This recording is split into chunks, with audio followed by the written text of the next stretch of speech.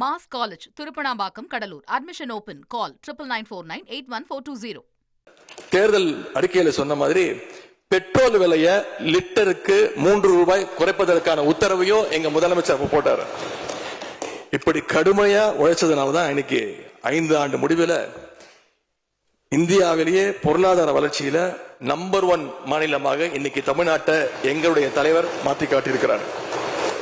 நாங்க நம்பர் 1 மாநிலமா மாத்திட்டு தான் ஆட்சியை விட்டு போயிருக்கோம்.